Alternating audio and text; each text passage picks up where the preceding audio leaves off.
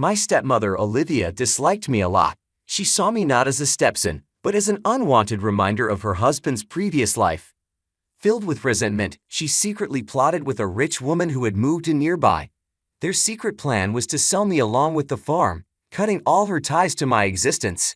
However, fate had different ideas, and a surprising turn of events changed everything, leading to a series of unforeseen events that altered my life forever. Hello, my name is Jack, and I'm going to share a story that weaves through deep deception and paths of redemption. My story starts in the small town of Bern, Switzerland, where I lived on a large chicken farm. To an outsider, it might have looked charming, but for me, it was a battlefield. I was just 12 years old, but life had already forced me to take on the responsibilities of an adult. My mother died when I was born, an event that shaped my whole life. My father, overwhelmed with sadness and alcohol, found comfort in drinking rather than in being there for the son who needed him. Not long after, he brought Olivia into our lives. To her, I was merely a living reminder of a past she wanted to forget. Our home, if you could call it that, was sustained by the little money we made from our chicken farm. We sold eggs and chickens to make ends meet, but often, my father wasted our earnings at Joe's Tavern, leaving us on the edge of poverty. Every morning, as the sun cast long shadows over the dewy fields, I would be out feeding the chickens and collecting eggs while the rest of the world was still asleep. My small hands, rough and calloused, carried the weight of a life I never chose.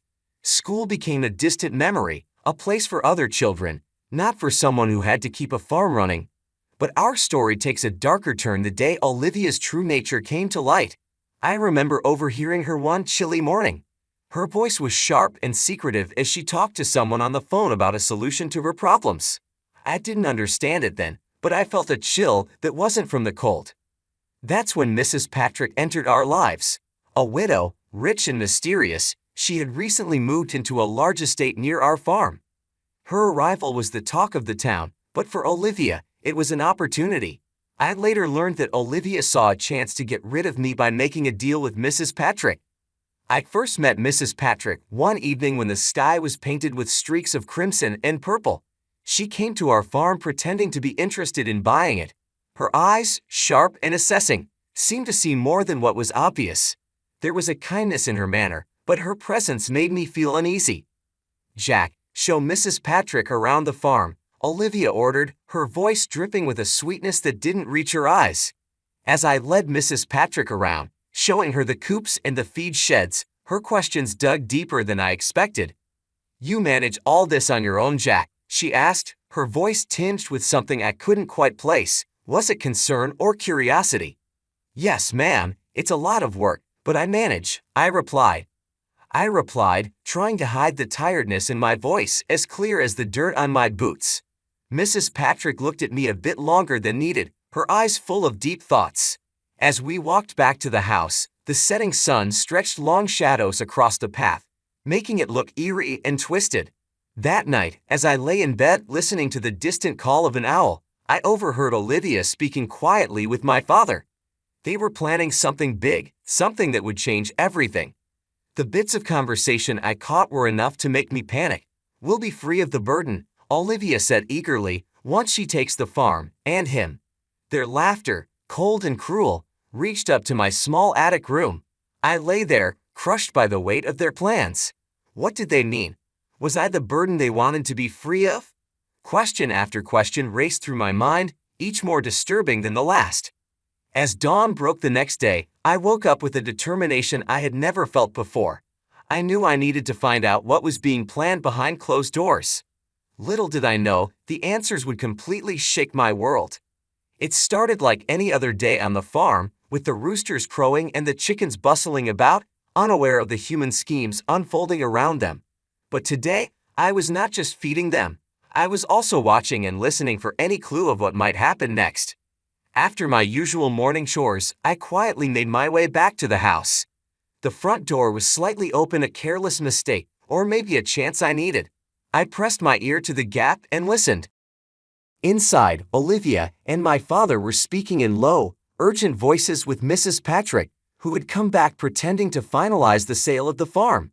"We appreciate your generous offer, Mrs. Patrick," my father said, his words slurred and smelling of last night's alcohol. "We're ready to move forward.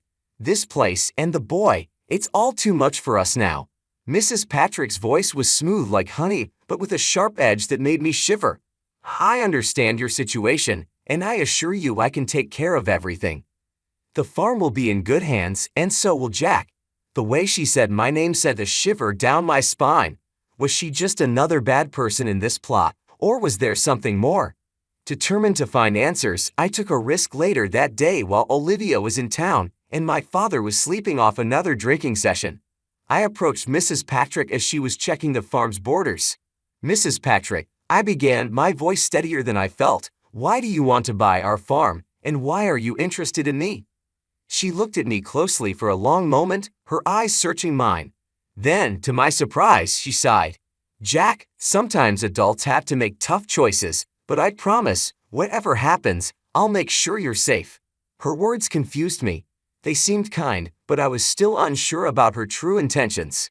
Over the next few days, things at home got tense. Olivia's looks were sharp and calculating, and my father avoided my eyes, his usual indifference replaced by a hint of guilt. They were planning to leave. One night, I heard them talking about a new life, one without the farm and without me. The day before everything was to be finalized with Mrs. Patrick, I decided to confront Olivia.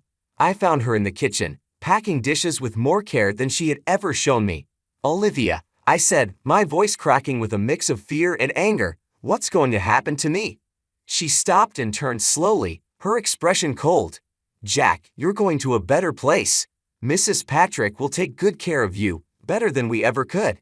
"But I don't want to leave," I protested, my voice rising. Olivia's expression hardened. "It's not about what you want, Jack. It's for the best." That night, unable to sleep, I lay in bed listening to the whispers of the wind through the cracked window, my heart heavy, my future uncertain. The next morning, Mrs. Patrick would return to our farm to finalize the sale, and supposedly, my fate. As dawn crept over the horizon, casting long shadows across the fields, I made a decision. I couldn't just wait to see what would happen to me. Mrs. Patrick stepped forward, addressing the officers with a clear and firm tone. "There seems to be some misunderstanding here. I have not agreed to take Jack permanently. I was approached by these two about buying the farm and possibly providing Jack with temporary guardianship while they sort out their issues." The officers listened intently, taking notes. One of them turned to me, his voice kind but probing. "Jack, have they discussed with you any details about moving or living arrangements other than what you've just mentioned?" I shook my head, the weight of the unknown pressing down on me. "No, sir. They just told me I'd be staying with Mrs. Patrick for a while because it's too hard for them now."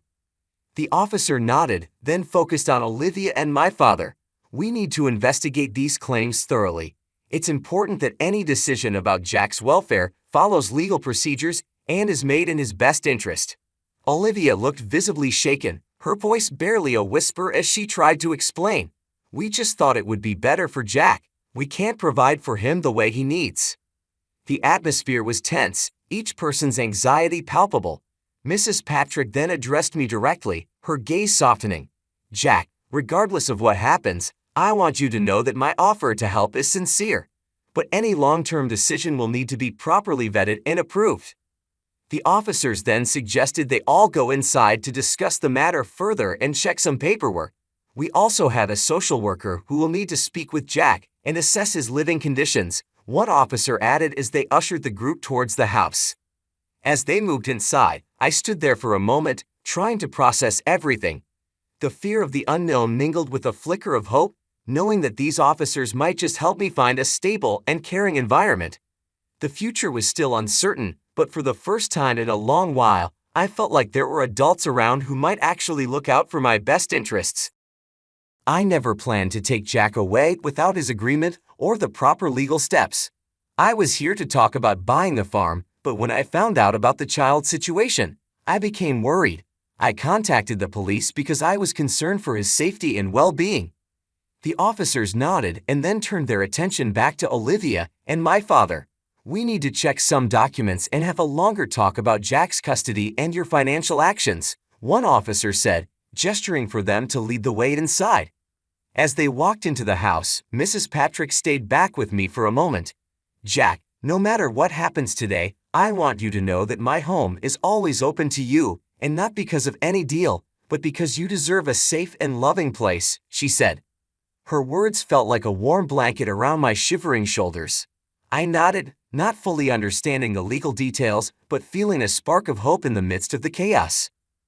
Inside, the officers started their questioning, pulling out documents that Olivia and my father struggled to explain.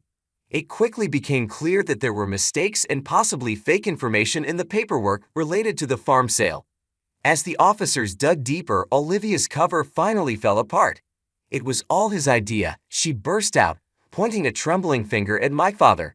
"He wanted to sell the farm and get rid of the kid. I just went along with it." My father, his face now showing despair, looked at me, his eyes finally meeting mine. "Jack, I'm sorry. I thought it would be better for you." The room spun around me as accusations were made and confessions came out. The officers took notes, their faces serious. The betrayal hurt, but the truth coming out also brought a strange relief. Finally, the reality of my life was being acknowledged by those who could change it. As the morning turned into afternoon, decisions were made. Olivia and my father were taken into custody for further questioning, and I was left in the temporary care of Mrs. Patrick. As we left the farm, I looked back at the only home I'd ever known, feeling the weight of my past and the uncertain promise of my future. As we drove away from the farm, the landscape of my past turned into a blur of green and gray, a picture fading into the background of my new reality. Seated next to Mrs. Patrick in the warmth of her car, I started to feel a cautious hope for what lay ahead. For the first time in what felt like an eternity, I felt a true sense of safety, a sanctuary from the chaos that had ensnared my life. Yet beneath this newfound security, my emotions churned: betrayal from those I had trusted, relief from the danger I was escaping, fear of the unknown ahead, and a budding hope kindled by Mrs. Patrick's words. Mrs. Patrick, sensing my tumultuous state, broke the silence as we drove. "Jack, I know today has been extraordinarily difficult, and the days ahead will involve many changes. But remember, you're not alone anymore," she assured me, her voice a soothing balm to my frayed nerves. She revealed that she had been observing the farm for some time, suspecting that not all was as it seemed. Her intervention, she explained, wasn't solely about the property itself, but was driven by a concern for my well-being. As we arrived at her estate, I was struck by its grandeur. The house, large yet welcoming, was surrounded by lush gardens bursting with vibrant colors, a stark contrast to the drab existence I had known. The gardens, a riot of hues, seemed almost surreal in their beauty, providing a visual feast that lifted my spirits. Over the subsequent days, Mrs. Patrick took the necessary legal steps to stabilize my situation. She was appointed my temporary guardian, and the process to officially make her my foster parent was initiated. During this period, I came to learn more about her.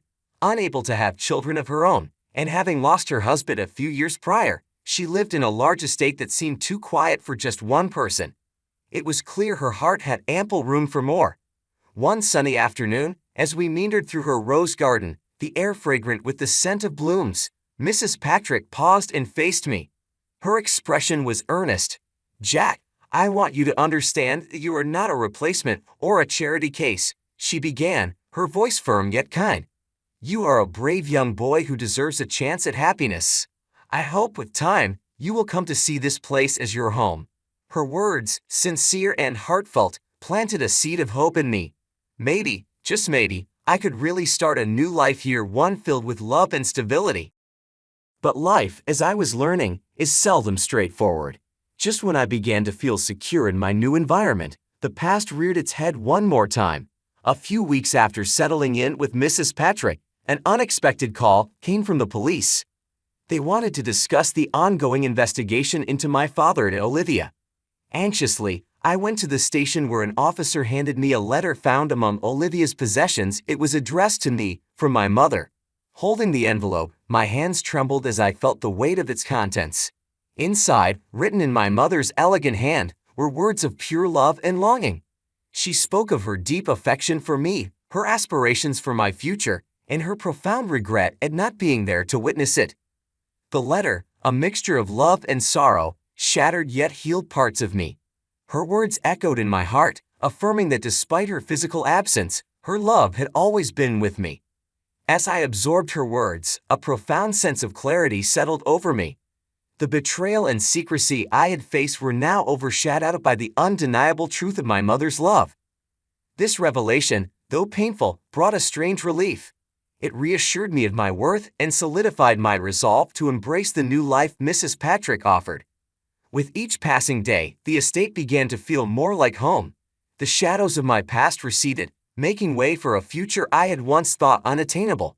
Seated next to Mrs. Patrick in the warmth of her car, driving away from the police station, I realized that life was offering me a new beginning. As we navigated the roads leading back to the estate, the landscape of my past, once filled with uncertainty and fear, faded into a backdrop of vibrant greens and grays, a mere setting for the unfolding story of my new reality. I didn't even realize I needed it until it was in my hands, a letter from a mother I never got to know. It was a piece of my past that Olivia had tried to erase, but now, it was finally mine. This link to my mother, a connection long denied, became a cherished possession as the weeks turned into months, and the legal proceedings against Olivia and my father unfolded. They were eventually found guilty of fraud and child neglect. My father, seeking redemption, tried to reach out, longing to apologize and to reconnect. But for me, the path forward did not include him, not yet at least. Forgiveness is a complex journey, and I wasn't ready to embark on it. Living with Mrs. Patrick, who I came to affectionately call Patricia, was a blend of everyday routines and extraordinary moments. School, which had once seemed like a distant, unattainable dream, became a staple in my daily life. Patricia supported me in every way. She encouraged my studies, supported my exploration of new hobbies, and most importantly, she helped me navigate the tangled emotions of my past. One evening, as we sat watching the sunset from the porch, the sky a canvas of orange and pink, Patricia turned to me and shared a thought that struck a deep chord. "Jack, all families are built differently. Some are formed by blood, others by bonds that are stronger than blood. We're the latter, and I couldn't be prouder." That moment felt like the final piece of a puzzle slotting into place. The turmoil of my past had led me to this tranquil present, and the future was a canvas waiting to be painted with the vibrant colors of hope and healing. Patricia's words settled deep within me, affirming a truth I was only beginning to grasp. The definition of family could be much broader than traditional bonds, encompassing connections built on support, understanding, and unconditional love. Days turned into weeks and weeks into months as I settled into my new life with Patricia. The estate, with its sprawling gardens and quiet corners, became a sanctuary where I could grow and heal. We spent many afternoons wandering through the blooming gardens, discussing books, life, and my dreams for the future. Patricia, ever patient and wise, listened and advised, guiding me with a gentle hand. As the court cases wrapped up and the legalities were dealt with, I found myself thinking more about the future. I started to make plans for college, for travel, and perhaps one day for ways I could help others who had faced challenges like mine. Patricia was supportive of all my plans, encouraging me to dream big and work hard. It wasn't just the practical support that made my life with Patricia transformative. It was the emotional healing that took place. The more I learned about empathy, compassion, and resilience from her, the more I began to understand the depth of what I had experienced. The process of healing from the past was slow and sometimes painful, but it was also filled with moments of profound realization and growth. And now, as I reflect back on the journey from the shadows into the light, I see how far I've come. From a childhood overshadowed by neglect and deception to a life enriched by love and new opportunities. This story, my story, doesn't just end with a new beginning. It continues each day with each new challenge and triumph. This tale is more than just my personal narrative. It's a testament to the resilience of the human spirit and the transformative power of compassion. To anyone who finds themselves in the darkness of despair, remember, the path to light often begins with the courage to step forward and the support of just one person who believes in you.